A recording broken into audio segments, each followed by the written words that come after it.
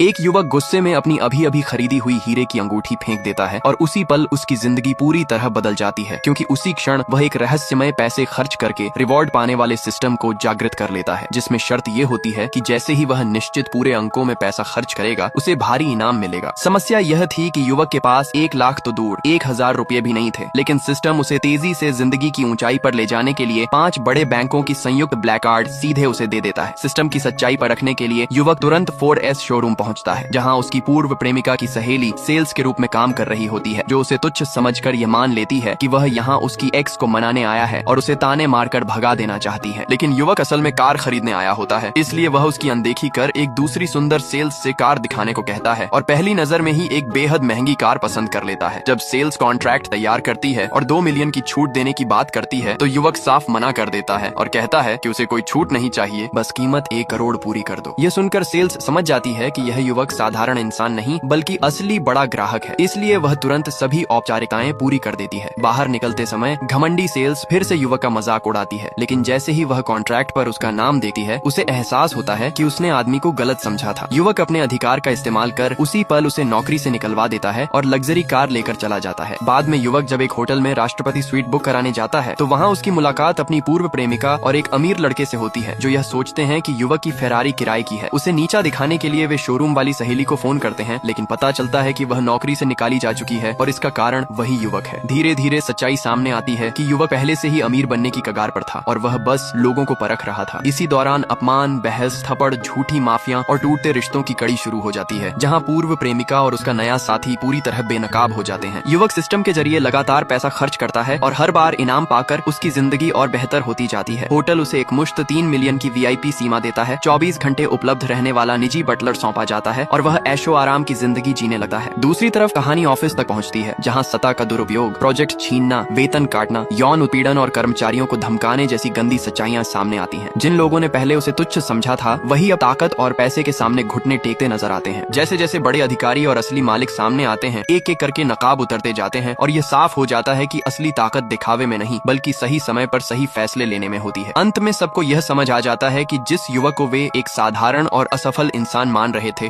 वही सिस्टम की मदद से अपनी किस्मत पलट चुका है और जिन लोगों ने उसका अपमान किया था वे खुद अपनी हरकतों की कीमत चुका रहे हैं।